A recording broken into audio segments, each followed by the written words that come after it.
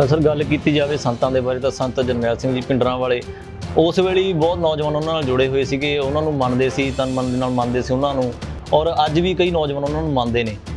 ਅਗਰ ਉਹਨਾਂ ਦੀ ਗੱਲ ਕੀਤੀ ਜਾਵੇ ਤਾਂ ਤੁਸੀਂ ਬਤੌਰ ਪੱਤਰਕਾਰ ਉਹਨਾਂ ਨੂੰ ਕਦੇ ਨਿੱਜੀ ਤੌਰ ਤੇ ਕਦੇ ਮਿਲੇ ਹੋ ਸੰਤਾਂ ਨੂੰ?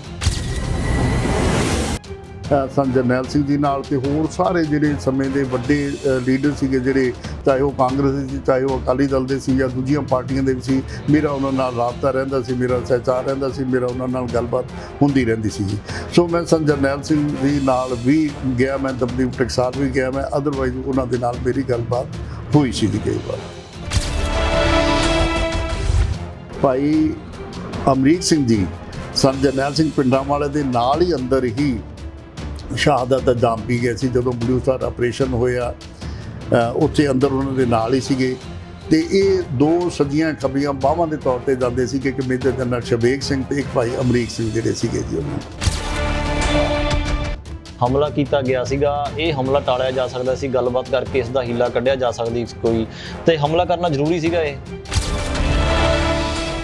ਚਾਹੇ ਉਹ ਸਾਬਕਾ ਮੁੱਖ ਮੰਤਰੀ ਪ੍ਰਕਾਸ਼ ਸਿੰਘ ਬਾਦਲ ਹੋਣ, ਗੁਰਚਰਨ ਸਿੰਘ ਟੌੜਾ ਹੋਣ, ਜਾਂ ਦੂਸਰੇ ਜਿਹੜੇ ਸੀਗੇ ਸੰਤ ਹਰਚੰਦ ਸਿੰਘ ਲੌਂਗੋਵਾਲ, ਗੱਲਾਂ ਬਾਤਾਂ ਚੱਲਦੀਆਂ, ਗੱਲਾਂ ਬਾਤਾਂ ਦੇ ਕਈ ਦੌਰ ਹੋਏ, ਪਰ ਗੱਲਬਾਤ ਸਿਰੇ ਨਹੀਂ ਚੜ੍ਹ ਸਕੀ ਕਿਉਂਕਿ ਜਿਹੜੇ ਬਹੁਤ ਸਾਰੇ ਇਹ ਸ਼ਰੀਕ ਸੀ ਨਾ, ਸਿਆਸੀ ਸ਼ਰੀਕ ਜਿਹੜੇ ਸੀਗੇ ਜੀ, ਉਹ ਸੰਤ ਜਰਨੈਲ ਸਿੰਘ ਭਿੰਡਰਾਂ ਵਾਲਿਆਂ ਤੋਂ ਖੁਦ ਨੂੰ ਬਹੁਤ ਮਤਲਬ ਡਰਦੇ ਸੀ, ਭੈ ਖਾਂਦੇ ਸੀਗੇ, ਤੇ ਇਸ ਕਰਕੇ ਉਹਨਾਂ ਨੇ ਕਿਹਾ ਵੀ ਨਹੀਂ, ਇਹ ਗੱਲਬਾਤ ਸਿਰੇ ਨਹੀਂ ਚੱਲਣ ਦਿੱਤੀ। ਇਸ ਕਰਕੇ ਉਹਨਾਂ ਨੂੰ ਕਦਮ ਚੁੱਕਣਾ ਪਿਆ ਸਮੇਂ ਦੀ ਸਰਕਾਰ ਨੂੰ। 14 ਦਿਨ ਤੱਕ ਤਾਂ ਸਿਰਫ ਹਵਾ ਤੋਂ ਬਿਨਾਂ ਕੁਝ ਨਹੀਂ ਚੱਲਦਾ, ਮਤਲਬ ਸਾਈਕਲ ਤੱਕ ਨਹੀਂ ਕਰਫਿਊ ਲੱਗਾ ਹੋਇਆ ਸੀਗਾ।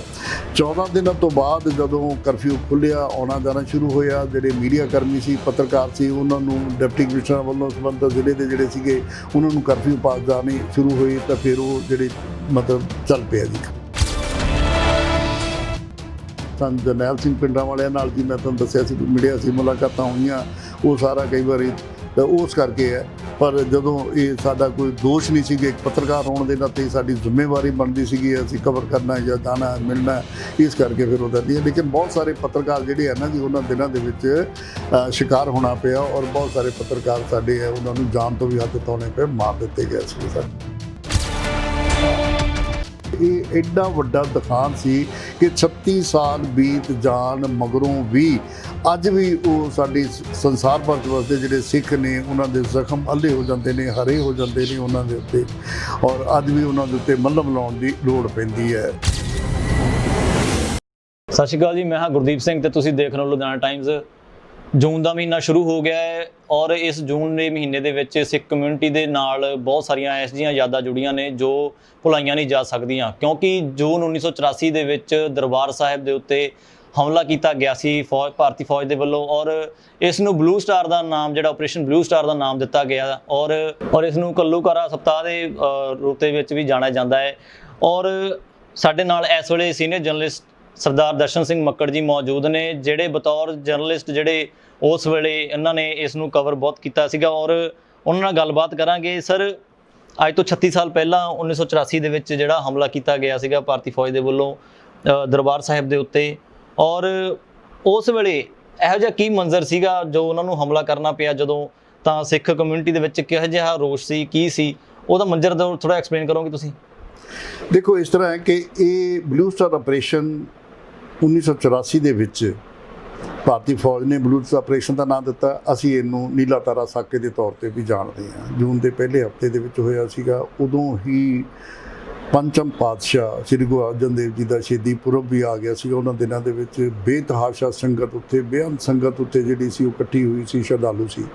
ਉਹਨਾਂ ਦਿਨਾਂ ਦੇ ਵਿੱਚ ਮੈਂ ਇੱਕ ਹੋਰ ਗੱਲ ਦੱਸਣੀ ਚਾਹੁੰਦਾ ਕਿ ਧਰਮ ਯੁੱਧ ਮੋਰਚਾ ਚੱਲਦਾ ਹੁੰਦਾ ਸੀਗਾ। ਮੋਰਚਾ ਡਿਕਟੇਟਰ ਸੰਤ ਹਰਚੰਦ ਸਿੰਘ ਲੌਂਗੋਵਾਲ ਸੀਗੇ ਜੀ ਉਸ ਵੇਲੇ ਹੈ, ਔਰ ਇਹ ਸਿਰਫ ਤੇ ਸਿਰਫ ਜਿਹੜੀਆਂ ਧਰਮ ਯੁੱਧ ਮੋਰਚਾ ਸੀਗਾ, ਇਹ ਸਿੱਖ ਧਾਰਮਿਕ ਮੰਗਾਂ ਕਰਕੇ ਸੀਗਾ ਜੀ। ਸਿੱਖ ਹਮੇਸ਼ਾ ਜਿਹੜੇ ਹੈ ਨਾ ਉਹ ਵੱਧ ਅਧਿਕਾਰਾਂ ਲਈ ਲੜਦੇ ਆਏ ਨੇ। ਜਿਹੜਾ ਅਨੰਦਪੁਰ ਸਾਹਿਬ ਦਾ ਸਾਡਾ ਮਤਾ ਹੈਗਾ ਉਹ ਸਿਰਫ ਵੱਧ ਅਧਿਕਾਰਾਂ ਬਾਰੇ ਹੈ। ਫੈਡਰਲ ਸਟਰਕਚਰ ਸਾਡੇ ਸੰਵਿਧਾਨ ਦੇ ਵਿੱਚ ਵੀ ਇਹ ਗੱਲ ਕੀਤੀ ਗਈ ਹੈ ਤੇ ਹਰ ਥਾਂ ਦੇ ਉੱਤੇ ਇਹੀ ਹੈ, ਔਰ ਸਾਰੇ ਦੇਸ਼ਾਂ ਦੇ ਵਿੱਚ ਵੀ ਹੈ। ਸਾਡੇ ਇਹ ਮੰਨਦੇ ਆ ਆਪ, ਸਾਡੀਆਂ ਸਰਕਾਰਾਂ ਜਿਹੜੀਆਂ ਨੇ ਸਮੇਂ-ਸਮੇਂ ਦੀਆਂ ਮਦਦਗਾਰਾਂ ਤੋਂ ਬਿਨਾਂ ਅਸੀਂ ਕਦੀ ਕੋਈ ਗੱਲ ਨਹੀਂ ਕੀਤੀ।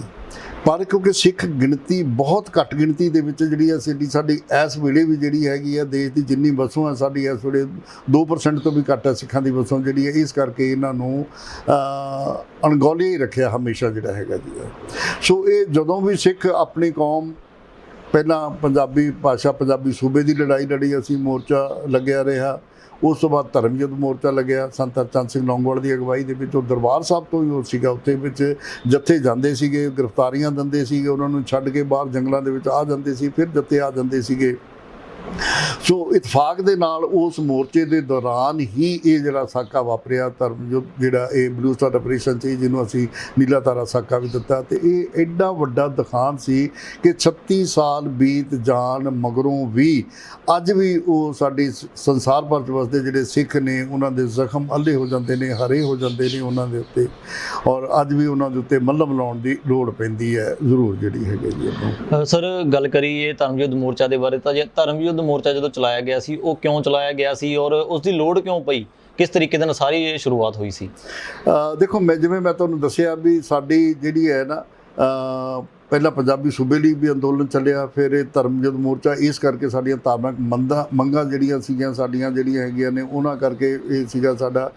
ਤੇ ਉਹਨਾਂ ਦਿਨਾਂ ਦੇ ਵਿੱਚ ਖਾਸ ਤੌਰ 'ਤੇ ਇਹ ਹੋਇਆ ਕਿ ਸੰਤ ਜਰਨੈਲ ਸਿੰਘ ਭਿੰਡਰਾਂਵਾਲੇ ਉਹ ਚਰਚਾ ਦੇ ਵਿੱਚ ਆਏ। ਉਹ ਬਹੁਤ ਉਹਨਾਂ ਦਾ ਪਿਛੋਕੜ ਤਾਂ ਇਹ ਹੈ ਕਿ ਉਹਨਾਂ ਦਾ ਮੋਗੇ ਜ਼ਿਲ੍ਹੇ ਦੇ ਵਿੱਚ ਪਿੰਡ ਰੋਡੇ ਨਾਲ ਸੰਬੰਧ ਹੈ, ਬਾਬਾ ਜੋਗਿੰਦਰ ਸਿੰਘ ਜੀ ਦੇ ਲਖਤੇ ਜ਼ਿਕਰ ਸੰਤ ਜਰਨੈਲ ਸਿੰਘ ਭਿੰਡਰਾਂਵਾਲੇ। ਔਰ ਉਹ ਜਦੋਂ ਆਗੂ ਵਜੋਂ ਉੱਭਰ ਕੇ ਆਏ, ਉਸ ਵੇਲੇ ਚੌਕ ਮਹਿਤਾ ਦੇ ਵਿੱਚ ਜਿਹੜੀ ਹੈ ਦਮਦਮੀ ਟਕਸਾਲ, ਉਹਨਾਂ ਦੇ ਉਹ ਮੁਖੀ ਬਣ ਗਏ ਸੰਤ ਜਰਨੈਲ ਸਿੰਘ ਭਿੰਡਰਾਂਵਾਲਾ। ਦਮਦਮੀ ਟਕਸਾਲ ਜਿਹੜੀ ਹੈ ਉਹ ਨਿਸ਼ਚੇ ਹੀ ਧਾਰਮਿਕ ਸਿੱਖਿਆ ਦਿੰਦੀ ਸੀਗੀ। ਧਰਮ ਦੇ ਨਾਲ ਨਾਲ ਅਸਤਰ ਅਤੇ ਸ਼ਸਤਰ ਦੋਨੇ ਜਿਹੜੀ ਹੈਗੀ ਹੈ ਉਹ ਸਾਡੇ ਸਿੱਖ ਕੌਮ ਦੇ ਵਿੱਚ ਇਹ ਮੰਨੇ ਹੋਏ ਹੈ। ਇਹ ਸਾਡੇ ਮੀਰੀ ਪੀਰੀ ਦਾ ਜਿਹੜਾ ਸਿਧਾਂਤ ਹੈ, ਜਿਹੜਾ ਗੁਰੂ ਹਰਗੋਬਿੰਦ ਸਾਹਿਬ ਤੋਂ 6ਵੀਂ ਪਾਤਸ਼ਾਹੀ ਦੇ ਉਦੋਂ ਹੀ ਸ਼ੁਰੂ ਹੋਇਆ ਕਿ ਜਦੋਂ ਕੋਈ ਚੀਜ਼ ਜਿਹੜੀ ਹੈ ਵੀ ਸਾਨੂੰ ਉਸ ਤਰ੍ਹਾਂ ਨਹੀਂ ਮਿਲਦੀ ਤਾਂ ਉਦੋਂ ਸ਼ਸਤਰ ਵੀ ਸਾਨੂੰ ਮਤਲਬ ਜਿਹੜਾ ਉਠਾਉਣਾ ਪੈ ਸਕਦਾ ਹੈਗਾ, ਜਦੋਂ ਅਸਰ ਦੇ ਨਾਲ ਹੀ ਹੈ। ਸੋ ਸੰਤ ਜਰਨੈਲ ਸਿੰਘ ਭਿੰਡਰਾਂਵਾਲੇ ਚਰਚਾ ਦੇ ਵਿੱਚ ਆਏ, ਜਦੋਂ ਬਹੁਤ ਜ਼ਿਆਦਾ ਚਰਚਾ ਹੋਈ ਉਹਨਾਂ ਦੀ ਹੈ, ਤਾਂ ਉਹਨਾਂ ਦੇ ਵਿੱਚ ਜਿਹੜੀ ਹੈ ਸਾਡੀਆਂ ਵਿਰੋਧੀ ਪਾਰਟੀਆਂ ਸੀਗੀਆਂ, ਖਾਸ ਤੌਰ 'ਤੇ ਜਿਹੜੀਆਂ ਹੁਕਮਰਾਨ ਪਾਰਟੀਆਂ ਸੀ, ਚਾਹੇ ਉਹ ਕਾਂਗਰਸ ਹੋਵੇ ਚਾਹੇ ਕੋਈ, ਬਹੁਤਾ ਸਮਾਂ ਕਾਂਗਰਸ ਹੀ ਰਹੀ ਹੈ ਦੇਸ਼ ਦੀ ਆਜ਼ਾਦੀ ਤੋਂ ਬਾਅਦ ਜਿਹੜਾ ਹੈਗਾ ਜੀ, ਲਗਾਤਾਰ 60 ਸਾਲ ਦੇ ਕਰੀਬ। ਸੰਤ ਜਰਨੈਲ ਸਿੰਘ ਮਤਲਬ ਉਹਨਾਂ ਦੇ ਉੱਤੇ ਇਹ ਦੋਸ਼ ਲੱਗ ਗਿਆ ਸੀ ਵੀ ਉਹ ਗਰਮ ਵਿਚਾਰਧਾਰਾ ਦੇ ਧਾਰਨੀ ਹੈਗੇ ਨੇ। ਤੇ ਉਹ ਸਾਰੀ ਜਿਹੜੀ ਸਿੱਖ ਯੂਥ ਸੀ ਨਾ ਉਸ ਵੇਲੇ, ਸਾਡੇ ਨੌਜਵਾਨ ਸੀਗੇ ਸਾਡੇ, ਉਹ ਸੰਤ ਜਰਨੈਲ ਸਿੰਘ ਭਿੰਡਰਾਂਵਾਲਿਆਂ ਦੇ ਮੁਰੀਦ ਬਣ ਗਏ, ਉਹਨਾਂ ਦੇ ਪਿੱਛੇ ਲੱਗ ਗਏ, ਉਹ ਦਮਦਮੀ ਟਕਸਾਲ ਦੇ ਸ਼ਰਧਾਲੂ ਬਣ ਗਏ। ਉੱਥੇ ਜਾ ਕੇ ਰਹਿਣ ਲੱਗ ਪਏ ਜੀ, ਆਪਣਾ ਪਾਠ ਬੋਧ ਵੀ ਲੈਂਦੇ ਸੀਗੇ ਤੇ ਦੂਜੀ ਵੀ ਸਾਰੀ ਸਿੱਖਿਆ ਲੈਂਦੇ ਸੀਗੇ। ਸੋ ਇਹ ਜਦੋਂ ਉੱਥੇ ਦਿੱਲੀ ਦਰਬਾਰ ਤੱਕ ਸਾਡੇ ਜਿਹੜੇ ਕੁਝ ਸ਼ਰੀਕ ਸੀ, ਸਾਡੇ ਕੁਝ ਦੁਸ਼ਮਣ ਸੀ, ਉਹਨਾਂ ਨੇ ਬੁਲਾਇਆ ਕਿ ਸੰਤ ਜਰਨੈਲ ਸਿੰਘ ਭਿੰਡਰਾਂਵਾਲੇ ਨੇ ਜਿਹੜੇ ਉਹ ਸਿੱਖ ਨੌਜਵਾਨ ਨੇ ਜਿਹੜੇ ਉਹਨਾਂ ਦੇ ਵਿੱਚ ਦੇਸ਼ ਦੀ ਬਗਾਵਤ ਦਾ ਇੱਕ ਪੈਦਾ ਕਰ ਰਹੇ ਨੇ, ਜਿਹੜੀ ਵਿਚਾਰਧਾਰਾ ਪੈਦਾ ਕਰ ਰਹੇ ਨੇ, ਇਸ ਕਰਕੇ ਇਹਨਾਂ ਨੂੰ ਟੱਕਰਨਾ ਪੈਣਾ, ਇਸ ਕਰਕੇ ਇਹਨਾਂ ਦੇ ਨਾਲ ਥੋੜ੍ਹਾ ਜਿਹਾ ਕਰਨਾ ਪੈਣਾ ਜੀ ਇਹਨੂੰ। ਉਹ ਹੋਰ ਜ਼ਿਆਦਾ ਚਰਚਾ ਦੇ ਵਿੱਚ ਆਏ। ਇਹ ਬਿਨਾਂ ਸ਼ੱਕ ਜਿਹੜਾ ਯੂਥ ਸੀਗਾ ਉਸ ਵੇਲੇ ਦਾ, ਇਹ ਜਿਹੜੇ ਯੂਥ ਅਕਾਲੀ ਦਲ ਜਾਂ ਇਹ ਸਾਰਾ ਕੁਝ ਬਾਅਦ ਦੇ ਵਿੱਚ ਬਣਿਆ, ਤੇ ਪਹਿਲਾਂ ਸਿੱਖ ਯੂਥ ਸਾਰੇ ਹੈ ਉਹਨਾਂ ਦੇ ਝੰਡੇ ਥੱਲੇ ਹੀ ਇਕੱਠੇ ਹੋ ਗਏ ਸੀਗੇ ਜੀ। ਸਰ ਗੱਲ ਕੀਤੀ ਜਾਵੇ ਸੰਤਾਂ ਦੇ ਬਾਰੇ, ਤਾਂ ਸੰਤ ਜਰਨੈਲ ਸਿੰਘ ਜੀ ਭਿੰਡਰਾਂਵਾਲੇ ਉਸ ਵੇਲੇ ਹੀ ਬਹੁਤ ਨੌਜਵਾਨ ਉਹਨਾਂ ਨਾਲ ਜੁੜੇ ਹੋਏ ਸੀਗੇ, ਉਹਨਾਂ ਨੂੰ ਮੰਨਦੇ ਸੀ, ਤਨ ਮਨ ਦੇ ਨਾਲ ਮੰਨਦੇ ਸੀ ਉਹਨਾਂ ਨੂੰ, ਔਰ ਅੱਜ ਵੀ ਕਈ ਨੌਜਵਾਨ ਉਹਨਾਂ ਨੂੰ ਮੰਨਦੇ ਨੇ। ਅਗਰ ਉਹਨਾਂ ਦੀ ਗੱਲ ਕੀਤੀ ਜਾਵੇ ਤਾਂ ਤੁਸੀਂ ਬਤੌਰ ਪੱਤਰਕਾਰ ਉਹਨਾਂ ਨੂੰ ਕਦੇ ਨਿੱਜੀ ਤੌਰ 'ਤੇ ਕਦੇ ਮਿਲੇ ਹੋ ਸੰਤਾਂ ਨੂੰ?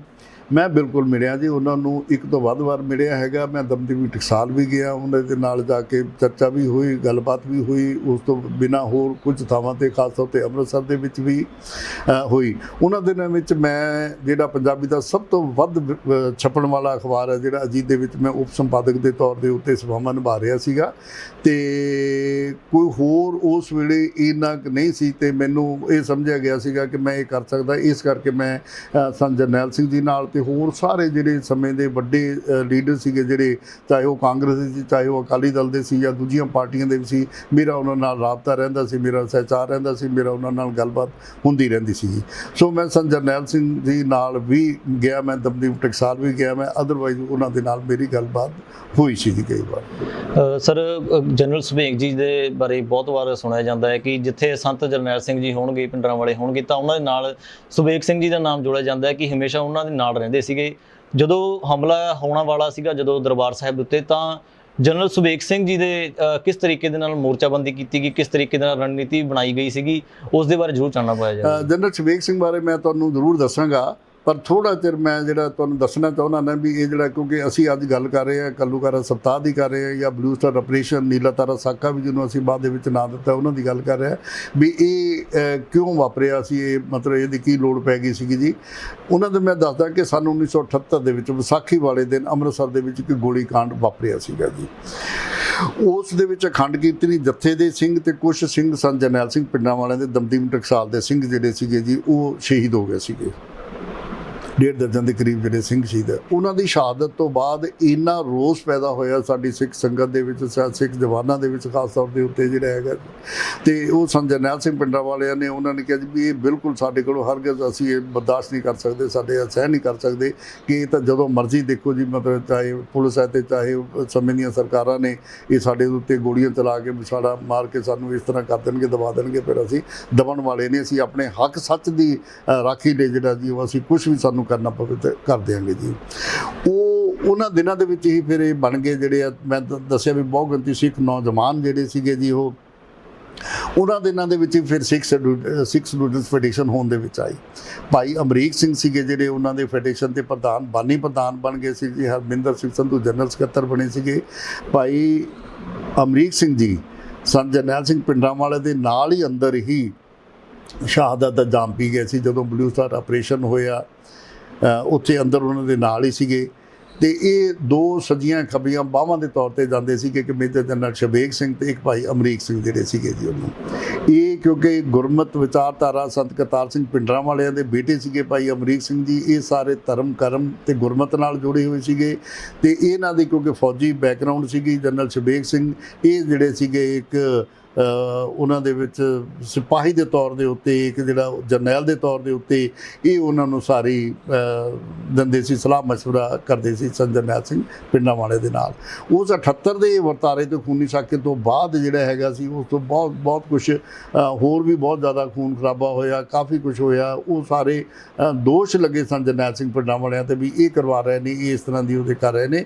ਇਸ ਕਰਕੇ ਸਾਡੀ ਉਸ ਸਮੇਂ ਦੀ ਸਰਕਾਰ ਜਿਹੜੀ ਸੀਗੀ, ਜਿਹਦੀ ਅਗਵਾਈ ਇੰਦਰਾ ਗਾਂਧੀ ਕਰ ਰਹੇ ਸੀ, ਉਹਨਾਂ ਨੇ ਗੱਲਬਾਤ ਦਾ ਜ਼ਰੀਆ ਵੀ ਅਪਣਾਇਆ। ਪਹਿਲਾਂ ਗੱਲਬਾਤ ਅਕਾਲੀ ਲੀਡਰਾਂ ਨਾਲ ਵੀ ਹੁੰਦੀ ਰਹੀ, ਸਨ ਜਰਨੈਲ ਸਿੰਘ ਪਿੰਡਰਾਂ ਵਾਲਿਆਂ ਨਾਲ ਵੀ ਹੁੰਦੀ ਰਹੀ, ਪਰ ਉਹ ਗੱਲ ਸਿਰੇ ਨਾ ਚੜ੍ਹੀ। ਤੇ ਅਖੀਰ ਇਹ ਸਾਡੀ ਸਰਕਾਰ ਨੂੰ ਜਿਹੜੀ ਉਸ ਵੇਲੇ ਸੰਸਾਰ ਭਰ ਦੇ ਵਿੱਚ ਇਹਨੂੰ ਕਿਹਾ ਸੀ ਵੀ ਇਹ ਬਹੁਤ ਗਲਤ ਜਿਹੜਾ ਕਦਮ ਚੁੱਕਿਆ ਗਿਆ ਸਰਕਾਰ ਵੱਲੋਂ, ਉਸ ਸਮੇਂ ਦੀ ਸਰਕਾਰ ਵੱਲੋਂ। ਹਾਲਾਂਕਿ ਉਸ ਵੇਲੇ ਦੇ ਰਾਸ਼ਟਰਪਤੀ ਸਾਡੇ ਗਿਆਨੀ ਜ਼ੈਲ ਸਿੰਘ ਸੀ, ਇੱਕ ਸਿੱਖ ਜਿਹੜੇ ਸੀਗੇ ਜੀ ਉਹ ਸਾਡੇ ਉਹ ਕਿਸੇ ਵੇਲੇ ਸ਼੍ਰੋਮਣੀ ਕਮੇਟੀ ਨਾਲ ਜੁੜੇ ਰਹੇ ਸੀ, ਧਾਰਮਿਕ ਪ੍ਰਚਾਰਕ ਵੀ ਰਹੇ ਸੀਗੇ, ਗੁਰਮੁਖ ਬੰਦੇ ਸੀਗੇ ਜੀ, ਉਹ ਜਿਹੜੇ ਧਾਰਮਿਕ ਵਿਚਾਰਧਾਰਾ ਦੇ ਸੀਗੇ ਗਿਆਨੀ ਜ਼ੈਲ ਸਿੰਘ। ਦੇਸ਼ ਦਾ ਜਦੋਂ ਉਹ ਰਾਸ਼ਟਰਪਤੀ ਹੋਵੇ, ਉਸ ਵੇਲੇ ਇਹ ਦਰਬਾਰ ਸਾਹਿਬ ਦੇ ਉੱਤੇ ਹਮਲਾ ਹੋਵੇ ਤਾਂ ਇਹ ਇੱਕ ਬਹੁਤ ਸੰਸਾਰ ਭਰ ਦੇ ਵਿੱਚ ਆਪਣੇ ਆਪ ਦੇ ਵਿੱਚ ਇੱਕ ਵੱਡਾ ਸਵਾਲ ਪੈਦਾ ਹੁੰਦਾ ਸੀਗਾ ਵੀ ਇਹ ਕਿਵੇਂ ਇੰਦਰਾ ਗਾਂਧੀ ਨੇ, ਉਸ ਸਮੇਂ ਦੀ ਸਰਕਾਰ ਨੇ ਫੈਸਲਾ ਲੈ ਲਿਆ ਜਦੋਂ ਕਿ ਸਿੱਖ ਰਾਸ਼ਟਰਪਤੀ ਇੱਕ ਜਿਹੜਾ ਹੈਗਾ ਜੀ ਧਾਰਮਿਕ ਵਿਚਾਰਧਾਰਾ ਵਾਲਾ ਵੀ ਕਿਵੇਂ ਹੋ ਗਿਆ ਜੀ, ਇਹ ਸਾਰਾ ਕੁਛ ਹੈ ਜੀ।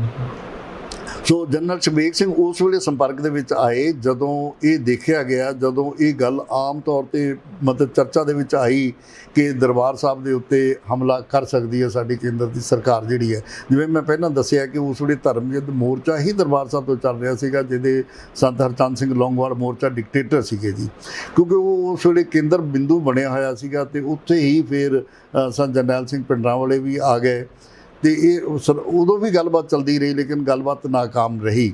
ਫਿਰ ਜਦੋਂ ਇਹ ਦੇਖਿਆ ਗਿਆ ਕਿ ਵੀ ਇਹ ਫੌਜ ਜਿਹੜੀ ਹੈ ਅਟੱਲ ਹੈ ਵੀ ਇਸ 'ਤੇ ਹਮਲਾ ਕਰ ਸਕਦੀ ਹੈ ਦਰਬਾਰ ਸਾਹਿਬ ਦੇ ਉੱਤੇ, ਫਿਰ ਜਨਰਲ ਸੁਬੇਗ ਸਿੰਘ ਜਿਹੜੇ ਸੀਗੇ ਜੀ, ਜਿਹੜੇ ਕਿਸੇ ਵੇਲੇ ਜਦੋਂ 1971 ਦੀ ਬੰਗਲਾਦੇਸ਼ ਜਦੋਂ ਹੋਂਦ ਦੇ ਵਿੱਚ ਆਇਆ, ਇੱਥੇ ਮੈਂ ਥੋੜ੍ਹਾ ਜਿਹਾ ਇਸ ਹਟ ਕੇ ਮੈਂ ਜ਼ਰੂਰ ਗੱਲ ਕਰਨਾ ਚਾਹੁੰਦਾ, ਆਪਣੇ ਦਰਸ਼ਕਾਂ ਨੂੰ ਇਹ ਦੱਸ ਦੇਣਾ ਚਾਹੁੰਦਾ ਕਿ ਪਾਕਿਸਤਾਨ ਇਸ ਵੇਲੇ ਇੱਕ ਹੈ। ਪਹਿਲਾਂ ਦੋ ਪਾਕਿਸਤਾਨ ਹੁੰਦੇ ਸੀਗੇ, ਇੱਧਰ ਪੱਛਮੀ ਪਾਕਿਸਤਾਨ ਸੀਗਾ, ਉੱਧਰ ਪੂਰਬੀ ਪਾਕਿਸਤਾਨ ਹੁੰਦਾ ਸੀਗਾ, ਜਿੱਥੇ ਅੱਜ ਬੰਗਲਾਦੇਸ਼ ਹੈ।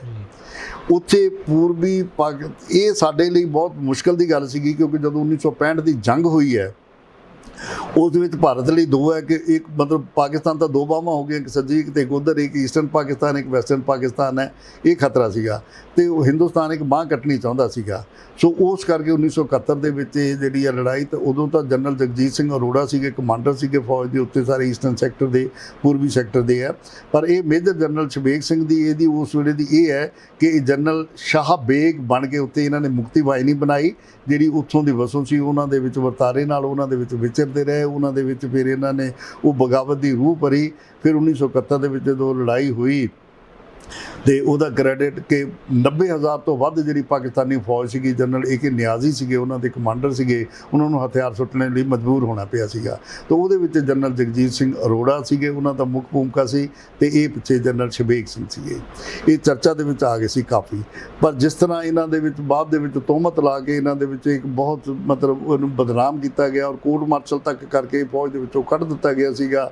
ਔਰ ਇਹਦੇ ਵਿੱਚ ਬਹੁਤ ਜ਼ਿਆਦਾ ਜਨਰਲ ਸ਼ਬੇਗ ਸਿੰਘ ਦੇ ਨਾਲ ਕੀਤਾ ਜਿਹੜਾ ਭਾਰਤੀ ਫੌਜ ਨੇ ਜਾਂ ਉਸ ਵੇਲੇ ਦੀ ਸਮੇਂ ਦੀ ਸਰਕਾਰ ਨੇ ਬਹੁਤ ਜ਼ਲੀਲ ਕੀਤਾ ਗਿਆ।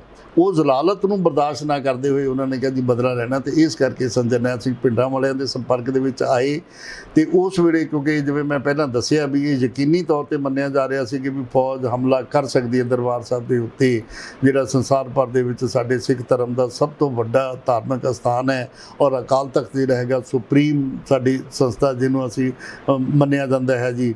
ਤੇ ਇਹ ਉਸ ਵੇਲੇ ਫਿਰ ਸੰਤ ਜਰਨੈਲ ਸਿੰਘ ਵਾਲਿਆਂ ਨੂੰ ਲੋੜ ਮਹਿਸੂਸ ਹੋਈ ਜਨਰਲ ਸ਼ਬੇਗ ਸਿੰਘ ਦੀ, ਤੇ ਇਹ ਜਿਹੜੀ ਸਾਰੀ ਰਣਨੀਤੀ ਸੀ ਜੀ ਉਹਨਾਂ ਨੂੰ ਜਵਾਬ ਦੇਣ ਦੀ, ਉਹ ਸਾਰੀ ਜਨਰਲ ਸ਼ਬੇਗ ਸਿੰਘ ਦੀ ਸੀ ਦਰਬਾਰ ਸਾਹਿਬ ਦੇ ਵਿੱਚ ਸੀ। ਸਰ ਤੁਹਾਨੂੰ ਹੀ ਲੱਗਦਾ ਕਿ ਜੋ ਹਮਲਾ ਕੀਤਾ ਗਿਆ ਸੀਗਾ ਇਹ ਹਮਲਾ ਟਾਲਿਆ ਜਾ ਸਕਦਾ ਸੀ, ਗੱਲਬਾਤ ਕਰਕੇ ਇਸ ਦਾ ਹੀਲਾ ਕੱਢਿਆ ਜਾ ਸਕਦੀ ਕੋਈ, ਤੇ ਹਮਲਾ ਕਰਨਾ ਜ਼ਰੂਰੀ ਸੀਗਾ? ਇਹ ਨਹੀਂ, ਹਮਲਾ ਟਾਲਿਆ ਜਾ ਸਕਦਾ ਸੀ, ਇਹਦੇ ਵਿੱਚ ਬਿਨਾਂ ਸ਼ੱਕ ਹੈ। ਬਹੁਤ ਹਮਲਾ ਟਾਲਣ ਦੀਆਂ ਗੱਲਾਂ ਬਾਤਾਂ ਹੋਈਆਂ, ਗੱਲਾਂ ਬਾਤਾਂ ਦੇ ਕਈ ਦੌਰ ਚੱਲੇ ਆ। ਈਵਨ ਉਸ ਸਮੇਂ ਦੀਆਂ ਜਿਹੜੀਆਂ ਸਾਡੇ ਅਕਾਲੀ ਆਗੂ ਸੀਗੇ ਜਾਂ ਦੂਜੇ ਸੀਗੇ ਉਸ ਵੇਲੇ, ਕਿਉਂਕਿ ਸਰਕਾਰ ਜਦੋਂ ਵੀ ਸੀਗੀ ਇਹਨਾਂ ਦੇ ਨਾਲ ਗੱਲਬਾਤ ਹੁੰਦੀ ਰਹੀ ਹੈ, ਚਾਹੇ ਉਹ ਸਾਬਕਾ ਮੁੱਖ ਮੰਤਰੀ ਪ੍ਰਕਾਸ਼ ਸਿੰਘ ਬਾਦਲ ਹੋਣ, ਗੁਰਚਰਨ ਸਿੰਘ ਟੌੜਾ ਹੋਣ ਜਾਂ ਦੂਸਰੇ ਜਿਹੜੇ ਸੀਗੇ ਸੰਤ ਹਰਚੰਦ ਸਿੰਘ ਲੌਂਗੋਵਾਲ, ਗੱਲਾਂ ਬਾਤਾਂ ਚੱਲਦੀਆਂ, ਗੱਲਾਂ ਬਾਤਾਂ ਦੇ ਕਈ ਦੌਰ ਹੋਏ, ਪਰ ਗੱਲਬਾਤ ਸਿਰੇ ਨਹੀਂ ਚੜ੍ਹ ਸਕੀ ਕਿਉਂਕਿ ਜਿਹੜੇ ਬਹੁਤ ਸਾਰੇ ਇਹ ਸ਼ਰੀਕ ਸੀ ਨਾ, ਸਿਆਸੀ ਸ਼ਰੀਕ ਜਿਹੜੇ ਸੀਗੇ ਜੀ, ਉਹ ਸੰਤ ਜਰਨੈਲ ਸਿੰਘ ਭਿੰਡਰਾਂ ਵਾਲਿਆਂ ਤੋਂ ਖੁਦ ਨੂੰ ਬਹੁਤ ਮਤਲਬ ਡਰਦੇ ਸੀ, ਭੈ ਖਾਂਦੇ ਸੀਗੇ, ਤੇ ਇਸ ਕਰਕੇ ਉਹਨਾਂ ਨੇ ਕਿਹਾ ਵੀ ਨਹੀਂ, ਇਹ ਗੱਲਬਾਤ ਸਿਰੇ ਨਹੀਂ ਚੜ੍ਹਨ ਦਿੱਤੀ। ਇਸ ਕਰਕੇ ਉਹਨਾਂ ਨੂੰ ਉਹ ਕਦਮ ਚੁੱਕਣਾ ਪਿਆ ਸਮੇਂ ਦੀ ਸਰਕਾਰ ਨੇ। ਸਰ ਦਰਬਾਰ ਸਾਹਿਬ ਦੇ ਉੱਤੇ ਹਮਲਾ ਹੁੰਦਾ ਹੈ, ਆਪਰੇਸ਼ਨ ਬਲੂ ਸਟਾਰ ਹੁੰਦਾ ਹੈ, ਉਸ ਤੋਂ ਬਾਅਦ ਜਿਹੜਾ ਦਰਬਾਰ ਸਾਹਿਬ ਦਾ ਮੰਜ਼ਰ ਕੀ ਸੀਗਾ ਉਸ ਵੇਲੇ? ਦਰਬਾਰ ਸਾਹਿਬ 'ਤੇ ਜਦੋਂ ਹਮਲਾ ਹੋਇਆ ਤਾਂ ਇੱਕ ਮਤਲਬ ਹਫ਼ਤਾ ਇਹ ਕਾਰਵਾਈ ਸਾਰੀ ਚੱਲਦੀ ਰਹੀ। ਉਸ ਤੋਂ ਬਾਅਦ ਕੀ ਕੀਤਾ ਸਮੇਂ ਦੀ ਸਰਕਾਰ ਨੇ ਉੱਥੇ ਉਸ ਵੇਲੇ ਦੇਸ਼ ਦੇ ਗ੍ਰਹਿ ਬੂਟਾ ਸਿੰਘ ਨੂੰ ਬਾਗਡੋਰ ਸੰਭਾਲੀ। ਬੂਟਾ ਸਿੰਘ ਨੇ ਉਸ ਵੇਲੇ ਦੇ ਜਿਹੜੇ ਨਿਹੰਗ ਮੁਖੀ ਸੀਗੇ ਉੱਥੇ ਉਹਨਾਂ ਨੂੰ ਦਿੱਤਾ ਸਾਰਾ ਕੁਛ ਹੀ, ਤੇ ਅਕਾਲ ਤਖਤ ਦੀ ਆਪ ਉਹਨਾਂ ਨੇ ਜਿਹੜੀ ਉਸ ਵੇਲੇ ਘੋੜਿਆਂ ਦੇ ਨਾਲ ਨੀਸਤੋ ਨਾਬੂਦ ਹੋ ਗਿਆ ਸੀ। ਅਕਾਲ ਤਖਤ ਸਾਹਿਬ ਢਹਿ ਢੇਰੀ ਕਰ ਦਿੱਤਾ ਗਿਆ ਸੀ। ਹਰਿਮੰਦਰ ਸਾਹਿਬ 'ਤੇ ਵੀ ਗੋਲੀਆਂ ਚਲਾਈਆਂ ਗਈਆਂ, ਅਜੇ ਵੀ ਗੋਲੀਆਂ ਦੇ ਨਿਸ਼ਾਨ ਕੁਛ ਬਾਕੀ ਉੱਤੇ ਹੈਗੇ ਨੇ। ਸੋ ਅਕਾਲ ਤਖਤ ਸਾਹਿਬ ਦੀ ਜਿਹੜੀ ਹੈ ਨਾ, ਉਹਨਾਂ ਨੂੰ ਦੁਬਾਰਾ ਮੁੜ ਉਸਾਰੀ ਦਾ ਜਿਹੜਾ ਕੰਮ ਸੀਗਾ ਉਹ ਸਰਕਾਰ ਨੇ ਆਪ ਕਰਨਾ ਸ਼ੁਰੂ ਕਰ ਦਿੱਤਾ ਜੀ ਉੱਥੇ ਹੈ। ਔਰ ਉਸ ਵੇਲੇ ਬੂਟਾ ਸਿੰਘ ਨੂੰ ਭੇਜਿਆ, ਜਿਹੜਾ ਸੰਗਤਾਂ ਨੇ ਕਿਹਾ ਵੀ ਸਾਨੂੰ ਕਿਸੇ ਤਰ੍ਹਾਂ ਦਾ ਵੀ ਪਰਵਾਹ ਨਹੀਂ ਹੈ। ਫਿਰ ਉੱਥੇ ਸਾਰਾ ਕੁਝ ਜਦੋਂ ਇਹ ਵਿਡਰਾ ਕਰਕੇ ਗਏ ਜਿਹੜੇ ਉਸ ਵੇਲੇ ਨਿਹੰਗ ਮੁਖੀ, ਉਹਨਾਂ ਨੇ ਉੱਥੇ ਪੂਰੀ ਛਾਉਣੀ ਬਣਾਈ ਹੋਈ ਸੀ ਉਸ ਵੇਲੇ ਦੀ ਜਿਹੜੀ ਹੈ, ਔਰ ਸਾਰਾ ਇਹ ਉਸ ਵੇਲੇ ਸਭ ਕਿਉਂਕਿ ਕਰਫਿਊ ਲੱਗਾ ਹੋਇਆ ਸੀ। ਕਰਫਿਊ ਦੇ ਵਿੱਚ ਮੈਂ ਤੁਹਾਨੂੰ ਇਹ ਦੱਸ ਦਿੰਦਾ ਚਾਹੁੰਦਾ ਸਿਰਫ ਹੈ ਕਿ ਸਿਰਫ ਹਵਾ ਤੋਂ ਬਿਨਾਂ ਕੁਛ ਨਹੀਂ ਸੀ ਚੱਲਦਾ ਹੁੰਦਾ। ਜਗ੍ਹਾ ਜਗ੍ਹਾ ਦੇ ਉੱਤੇ ਇਹ ਨਹੀਂ ਵੀ ਪੰਜਾਬ ਪੁਲਿਸ ਹੈ, CRPF, BSF, ਨੀਮ ਫੌਜੀ ਔਰ ਫੌਜੀ ਦਸਤੇ ਜਿਹੜੇ ਸੀਗੇ ਉਹ ਸਾਰਾ ਕੁਛ ਹੀ ਹੈ ਜੀ। ਉਹ ਕੁਝ 14 ਦਿਨ ਤੱਕ ਤਾਂ ਸਿਰਫ ਹਵਾ ਤੋਂ ਬਿਨਾਂ ਕੁਛ ਨਹੀਂ ਚੱਲਦਾ, ਮਤਲਬ ਸਾਈਕਲ ਤੱਕ ਨਹੀਂ ਕਰਫਿਊ ਲੱਗਾ ਹੋਇਆ ਸੀਗਾ। 14 ਦਿਨਾਂ ਤੋਂ ਬਾਅਦ ਜਦੋਂ ਕਰਫਿਊ ਖੁੱਲ੍ਹਿਆ, ਆਉਣਾ ਜਾਣਾ ਸ਼ੁਰੂ ਹੋਇਆ, ਜਿਹੜੇ ਮੀਡੀਆ ਕਰਮੀ ਸੀ, ਪੱਤਰਕਾਰ ਸੀ, ਉਹਨਾਂ ਨੂੰ ਡਿਪਟੀ ਕਮਿਸ਼ਨਰ ਵੱਲੋਂ ਸੰਬੰਧਿਤ ਜ਼ਿਲ੍ਹੇ ਦੇ ਜਿਹੜੇ ਸੀਗੇ ਉਹਨਾਂ ਨੂੰ ਕਰਫਿਊ ਪਾਸ ਜਾਣੀ ਸ਼ੁਰੂ ਹੋਈ, ਤਾਂ ਫਿਰ ਉਹ ਜਿਹੜੇ ਮਤਲਬ ਚੱਲ ਪਿਆ ਜੀ।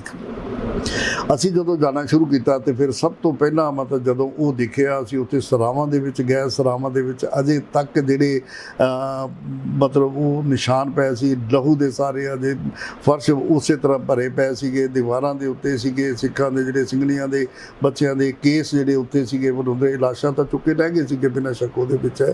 ਉਹਨਾਂ ਨੂੰ ਤਾਂ ਉਹਨਾਂ ਨੇ ਬਿਨਾਂ ਦੱਸੇ ਸੰਸਕਾਰ ਵੀ ਕਰ ਦਿੱਤਾ ਗਿਆ ਸੀਗਾ, ਬਹੁਤ ਵੱਡੀ ਗਿਣਤੀ ਦੇ ਵਿੱਚ ਹੋਇਆ ਕਿਉਂਕਿ ਸਰਾਵਾਂ ਭਰੀਆਂ ਪਈਆਂ ਸੀ। ਉਦੋਂ ਪੰਚਮ ਪਾਤਸ਼ਾਹ ਗੁਰੂ ਅਰਜਨ ਦੇਵ ਜੀ ਦਾ ਸ਼ਹੀਦੀ ਪੁਰਬ ਵੀ ਉਹਨਾਂ ਦਿਨਾਂ ਦੇ ਵਿੱਚ ਹੀ ਸੀਗਾ, ਤੇ ਇਸ ਕਰਕੇ ਬਹੁਤ ਸਾਰੀ ਸੰਗਤ ਉੱਤੇ ਸੀਗੀ ਜਿਹੜਾ ਨੇ ਮਤਲਬ ਉਸ ਵੇਲੇ ਉਹ ਰਹਿ ਗਿਆ। ਅਸੀਂ ਸਭ ਤੋਂ ਪਹਿਲਾਂ ਸਰਾਵਾਂ ਦੇ ਵਿੱਚ ਗਏ ਤੇ ਉਸ ਵੇਲੇ ਦਿਲ ਬਲੁੰਦਰ ਵਾਲਾ ਮਤਲਬ ਇੱਥੇ ਤੜਕੇ ਮਤਲਬ ਇਹ ਤਾਂ ਹੁੰਦਾ ਸੀਗਾ ਵੀ ਜਿਹੜਾ ਉਸ ਮੰਦਰ ਦੇਖਿਆ।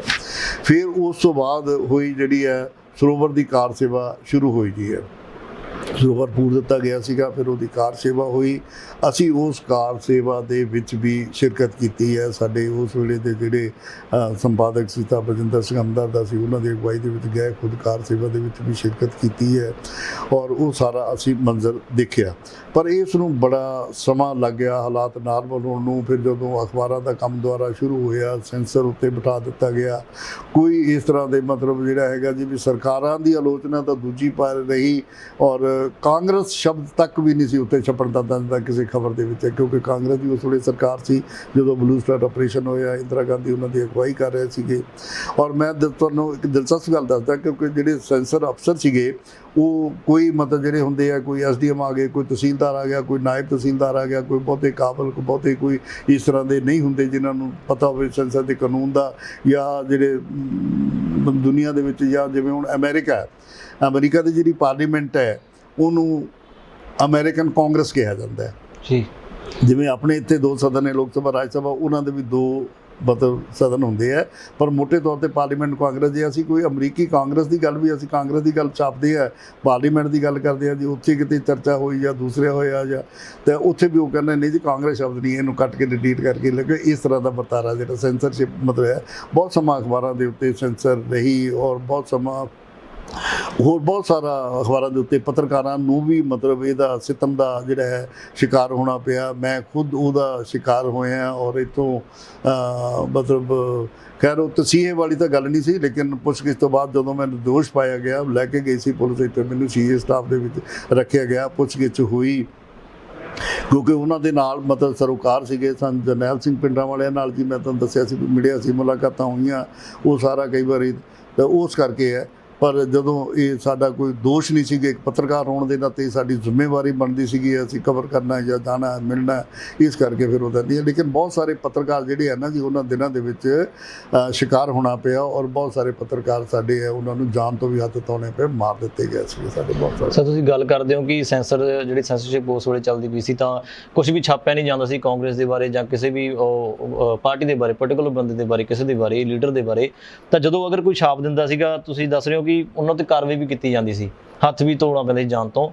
ਕੀ ਕੋਈ ਇਹੋ ਜਿਹਾ ਤੁਹਾਨੂੰ ਕੋਈ ਵਾਕਿਆ ਯਾਦ ਹੈ ਜਿਸ ਦੇ ਉੱਤੇ ਮਤਲਬ ਕਿਸੇ ਮੀਡੀਆ ਪਰਸਨ ਨੇ, ਕਿਸੇ ਨੇ ਉਹਨਾਂ ਦੇ ਬਾਰੇ ਛਾਪਿਆ ਹੋਵੇ, ਕਾਂਗਰਸ ਦੇ ਬਾਰੇ ਛਾਪ ਦਿੱਤਾ ਹੋਵੇ ਜਾਂ ਕੋਈ ਸੱਚ ਬੋਲ ਦਿੱਤਾ ਹੋਵੇ ਤੇ ਉਹਨਾਂ ਉੱਤੇ ਬਾਅਦ ਵਿੱਚ ਕਾਰਵਾਈ ਕੀਤੀ ਗਈ ਹੋਵੇ? ਨਹੀਂ, ਸੈਂਸਰਸ਼ਿਪ ਦੇ ਬਾਅਦ ਤਾਂ ਹੈ ਹੀ ਨਹੀਂ ਜੀ, ਕਿਉਂਕਿ ਹਰ ਖਬਰ ਜਿਹੜੀ ਸੀ ਨਾ ਜੀ ਮਤਲਬ ਉਹ ਸੈਂਸਰ ਹੋ ਕੇ ਲੰਘਦੀ ਸੀ। ਫਿਰ ਉਸ ਤੋਂ ਬਾਅਦ ਵੀ ਹੈ ਮਤਲਬ ਜਿੰਨਾ ਚਿਰ ਸੈਂਸਰ ਬੈਠਦਾ ਉਹਦੇ ਵਿੱਚ ਤਾਂ ਕੋਈ ਮਤਲਬ ਹੀ ਨਹੀਂ ਨਾ, ਉਹਦੇ ਵਿੱਚ ਤਾਂ ਕੋਈ ਅਸੀਂ ਨਾ ਸਰਕਾਰ ਦੇ ਖਿਲਾਫ ਜਿਹੜੀ ਪਾਰਟੀ ਹੈ ਨਾ ਹੋ ਕੇ ਉਹਨਾਂ ਨੂੰ ਪਾਰਟੀ ਦੇ ਖਿਲਾਫ ਤੇ ਨਾ ਹੀ ਜਿਹੜੀ ਆ ਉਹਦੇ ਉਹ ਛਾਪ ਸਕਦੇ ਸੀ, ਕਿਉਂਕਿ ਸੈਂਸਰ ਬੈਠਾ ਹੋਇਆ ਸੀਗਾ ਉੱਤੇ।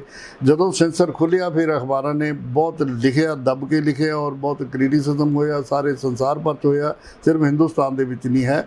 ਔਰ ਹੁਣ ਵੀ ਔਰ ਜਿਹੜੇ ਬਹੁਤ ਉਸ ਵੇਲੇ ਦੇ ਆਪਣਾ ਨਾਮੀ ਗ੍ਰਾਮੀ ਜਿਹੜੇ ਪੱਤਰਕਾਰ ਸੀ, ਇਸ ਤਰ੍ਹਾਂ ਖੁਸ਼ਵੰਤ ਸਿੰਘ ਹੋਣੀ ਆਏ, ਉਹਨਾਂ ਨੇ ਟੈਲੀਗ੍ਰਾਫ ਦੀ ਤਬਲੀਮ ਸਿੰਘ ਉਹਨਾਂ ਨੇ, ਜਾਂ ਹੋਰ ਜਿਹੜੇ ਆਏ ਉਹ ਜਰਨੈਲ ਸਿੰਘ ਪਿੰਡਾਂ ਵਾਲੇ ਨਾਲ ਮੁਲਾਕਾਤਾਂ ਕਰਦੇ ਰਹੇ, ਉਹਨਾਂ ਨੇ ਲੇਖ ਲਿਖੇ ਕਿਉਂਕਿ ਉਹਨਾਂ ਦੇ ਉੱਤੇ ਤਾਂ ਸੈਂਸਰ ਕੋਈ ਨਹੀਂ ਸੀਗਾ।